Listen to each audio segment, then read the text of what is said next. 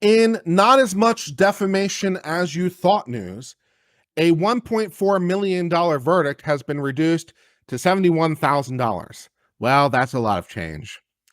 That's a lot of change. That's 1/20th, right? So how about 1.4 million, you say? How about 71,000?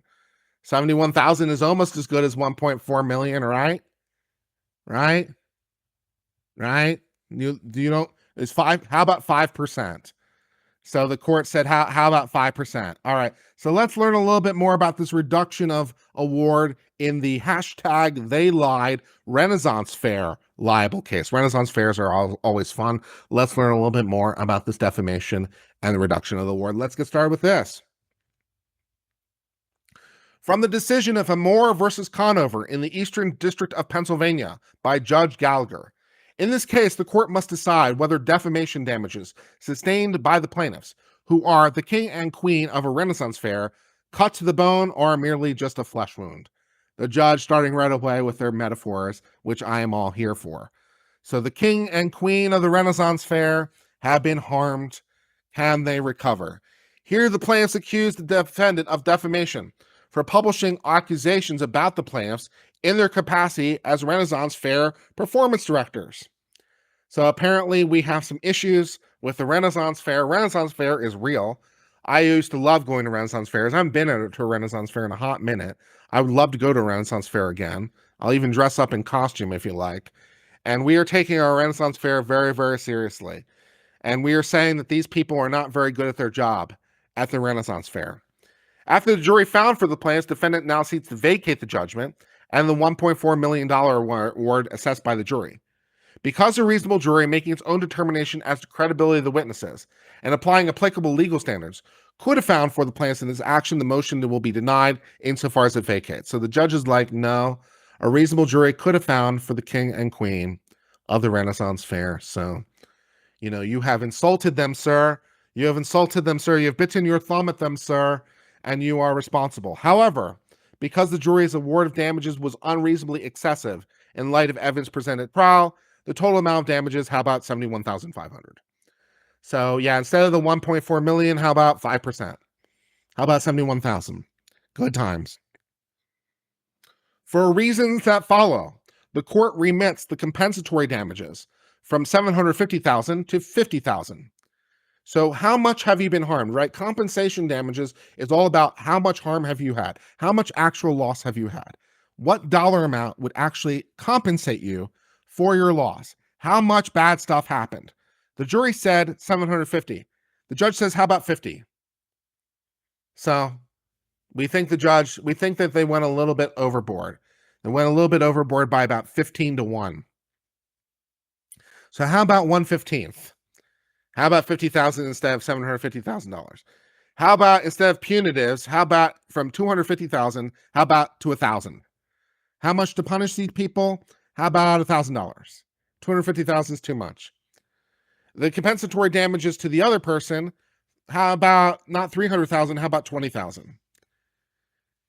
And punitive damages, 100,000 to $500. So yeah, not all is necessarily going great over here. We've had some harm, the judge says, but not as much as the jury said. The jury went a little bit off the rails. And so we think that, we're going to reduce this down. Let's learn a little bit more about what happened.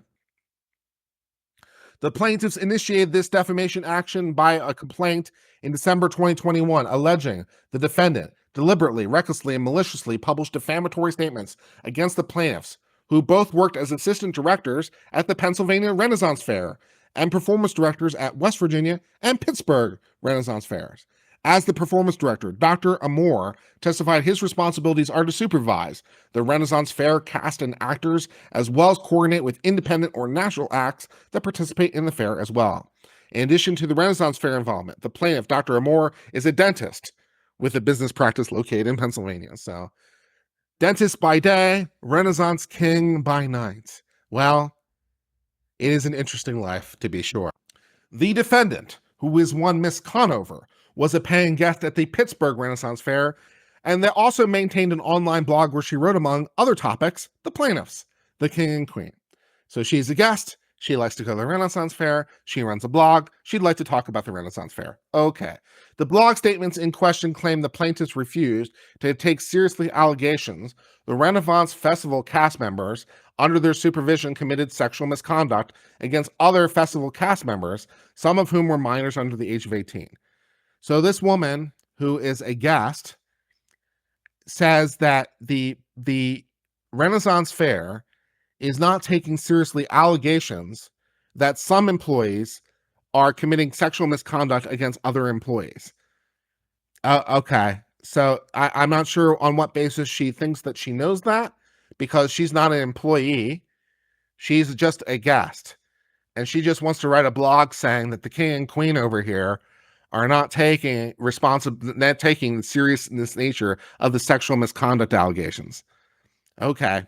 According to the complaint, the statements further allege that they retaliated against the sexual assault victims by, among other things, publicly humiliating them, calling them crazy, refusing to rehire them, and or terminating them from employment. Yeah, I have a question. I have a question. How do you know any of these things? How do you know any of these things? You're not an employee. You haven't witnessed this, presumably, personally, right? So how do you know this? On what basis are you saying these things? On what basis are you saying these things is a good question, right? What is your basis for believing these to be true? The court concluded the plaintiffs were limited purpose public figures, which, as a matter of law, probably, but I have questions with the law, but that's for another time. So the jury, to find for the plaintiffs, had to find that they knew the allegations were false or reckless disregard. The jury did find for the plaintiffs in awarding the doctor some money and awarding the other woman some money. The plaintiffs alleged that the defendant, through their blog and social media posts, published false and defamatory statements concerning the plaintiffs. Among the evidence introduced by plaintiffs were statements published by the defendant referring to plaintiff Dr. Amor as the devil and a human monster, accusing plaintiff Dr. Amor of attacking a victim of sexual misconduct and gaslighting her, claiming the plaintiff Dr. Amor told the same victim that she was a liar and would not even begin to entertain the crazy accusations, stating that Dr. Amor had been aiding and abetting a P word for 2 decades. Well, that's pretty serious language. That's pretty serious language. I'm publicly accusing you of aiding and abetting a P word and doing so for the last 2 decades. That's a pretty serious accusation. On what basis are you saying these things, ma'am? Comes directly to mind. And that Dr. Amor engaged in consistent verbal abuse and threats towards the Renaissance Fair under his supervision and made fat jokes, stupid jokes, race jokes, and autism jokes in the presence of cast members, which, okay. Defendant published statements also claiming the plaintiff verbally and physically abused his wife, who was also a plaintiff. Yeah, that sounds like a lot. That sounds like a lot, ma'am. You are accusing these people of engaging in some fairly reprehensible and also illegal behavior, engaging in a conspiracy cover-up of the sexual assault and defending and supporting a P word for the last 20 years. And also he hits his wife. That's a lot of things. So yeah. Plaintiff also introduced evidence the defendant published the statements online accusing the plaintiff, Miss Amor, of requiring a victim of assault to work with her alleged abuser at the Renaissance Fair, and claiming that Miss Amor told a victim she was being immature and dramatic for refusing to work with her abuser and claimed that she should get over it. Wow. When the victim told Miss Amor that she had been sexually assaulted, the defendant wrote that Miss Amor laughed and told the victim she was crazy and should go home. That's a lot of statements of fact. That is a lot of statements of fact. And so the jury apparently found that these were false and knowingly false or recklessly disregarded. So, yeah. Here, because a rational jury could find from the evidence introduced at trial that plaintiffs satisfied the defamation burden of proof, they must let the verdict stand. So the judge is all like, yeah, well, these are limited purpose public figures, which, I'm not sure they are, but let's press past that issue for the moment and just accept the reality that the judge said they're limited purpose. So the jury, they have to prove that the woman lied knowingly or recklessly disregarded the truth. And apparently there's sufficient evidence that the judge is like, yep, they could do that. They could reach that conclusion. They could reach the conclusion that the woman knowingly lied or recklessly disregard the truth of her statements. In other words, she's a Karen without a cause. So, not great. So the verdict has to stand. Defendant argues the evidence showed that she did not knowingly lie during the publication of her statements in question, or have serious doubts as to about the truth of the publication. And to a reasonable observer, that might be the case. But the question here in deciding whether to take the extremely rare remedy of the jury verdict is not whether the evidence could support a contrary finding, but whether there's a minimum quantum of evidence. So the judge says, okay, look, your argument is that the evidence supports the conclusion that I did not knowingly lie and I did not knowingly disregard. The court is not even disagreeing with that. The court is not even disagreeing with it. The court is saying, yes, maybe a reasonable jury could conclude that you did not knowingly lie. Maybe a reasonable jury could conclude that you did not recklessly disregard. That might be a thing a jury could do, right? A reasonable jury might have been able to go the other way. The question isn't whether a reasonable jury could have found for you. That isn't the issue anymore. The issue is, could the jury found the way they did? Not is a verdict for you reasonable, but is a verdict for the other side reasonable? And they can both be reasonable because the jury is the finder of fact. The jury, it's up to the jury to choose to believe which witnesses to believe. They can believe witnesses in whole or part. They can disregard evidence in whole or part. So basically, it's up to the jury to determine what evidence they consider and how and what way to consider it. So could they have found for you? Sure, they could have, but they didn't. And so that also is reasonable. So, tell it to the jury, as we say, and you did, and they didn't find for you. So sad. So sad. It's a sad, sad situation. As to the damages, although plaintiffs as limited purpose public figures who prevailed on the claim of actual malice are entitled to damages, they're not entitled to excess damages, unsupported by the evidentiary record. So yes, while you're entitled to win, you're not entitled to win more than the evidence demonstrates, which, fair enough. So what is the maximum amount a jury could find for, and did they go past the rails? At trial, plaintiffs offered very different and vague evidence of damages. The plaintiff testified that defendant published statements could hypothetically harm his reputation and business because I'm dealing in a position as a dentist where I have a certain amount of public trust in my ethics, my morals and abilities, basically. And if those things are brought into question, I could lose the confidence of my patients in what I do. And also, we're dealing with actual allegations of criminal activity. That's a violation of the moral code and the dentist code. And basically, the State Board of Dentistry could pull my license. The accusations of assault of a minor, by law, I'm required reporter of a child abuse in the state. If I know the victim, I must report suspected child abuse to the state. So it's like, yeah, this goes to my professional reputation. It goes to harm. You say I'm a child abuser, which would make me also a mandatory reporter of the abuse that I myself committed. So, you're accusing me of all kinds of professional misconduct. So yeah, but a lot of this seems a little hypothetical.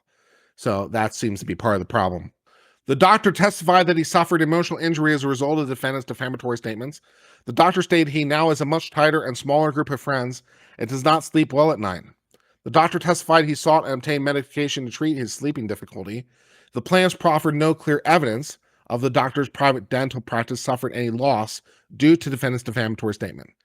So if you had loss of business, then fine, but that didn't seem to actually happen. Dr. Amore also testified he sought damages from the amount of time he spent reviewing defendant's defamatory statements and searching for an attorney. Based on the available evidentiary record, therefore, the court finds damages award of $750,000 in compensatory damages, $250,000 in punitive damages, and $300,000 in compensatory damages and $100,000 in punitive between the two people to be excessive and unsupported. There's no evidence to support the claim the Amore sustained economic damages commensurate with the award amount. The doctor himself said it would be very hard to tell whether he lost any patients as a result of the statements. So he doesn't seem to know that, so that's a problem. The plaintiffs didn't offer any evidence as to job loss, suspension, pay decrease as a result of the statements. Plaintiffs did not offer any evidence demonstrating even approximately how many people saw and read defendant's statements. Looking to related cases, it's clear the doctor's sleeping difficulties, decision to maintain a tighter circle of friends, and time reviewing and assessing defendant's statements in support award of some damages, but not the amount that was there. Further, it's unclear what evidence, if any, plaintiff presented as to Miss Amore's economic, emotional, or reputational images. So, as to the doctor, it was thin, and as to his wife, even thinner. The court's determination is supported by review of relevant, similar case law. Defendants' defamatory statements were substantially less in volume and were not published or broadcast to a national audience. This is in compare to other cases, right? So one of the ways that you determine how to set damages is by comparables, right? How much is the proper award? One of the ways to determine that is by comparables. It's the same way you determine how much a house is worth, at least in part, right? How much is a house worth?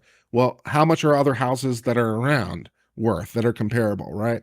So, and looking at the case law, the damages where the amount was higher included, for example, broadcast to national audience, and that's not present here. So that therefore there's less damage because the scope of the defamation was smaller. Plaintiffs do not claim to sustain any loss in future career prospects. Plaintiffs do not claim they suffered emotional harm such as depression or sought counseling.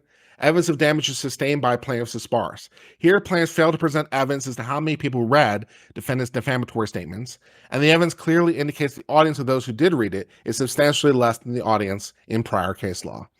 So, while in prior case law, there was a wider audience, here, the evidence indicates that whatever the amount of people that did read it, which is vague, whatever that number is much less than the supporting award in a different case, so therefore the damages should be less, is the idea. Upon consideration of the aforementioned evidence presented to the jury in similar cases, as well as the importance of respecting the province of the jury as to act as fact finder and jury's discretion to award a reasonable amount of damages, the court remits, which is to say lessens, the compensatory damages as we previously discussed. So, the way this sort of reduction works is that in the words of the court order, a new trial and damages will be held unless they accept reduction damages. So the judge has said, here's how much damages you get. If you accept it, then great. And if not, we can do a new trial and try again. So it's up to you. Which way do you want to go? So we'll see how that goes. So thus that brings us to the end of this Renaissance Fair libel case in which the king and queen of the Renaissance Fair were accused of all kinds of vile and nasty things by a woman without apparently any basis as determined by the jury. The jury said, how about $1.4 million? The court says, how about $71,000? Because although there are damages, not that much in the judgment of the court. The court thinks not more than that. So they can either accept that amount or they can go back to trial and try again, and we can do another case. So which way they will go, who knows? We will see. Of course, they could also appeal the remitter as being unduly low. So you can either do a do-over on damages, accept the amount, or appeal. So which of those options will you do? We will see. But at least for a moment, that brings us to the end of the discussion of this case.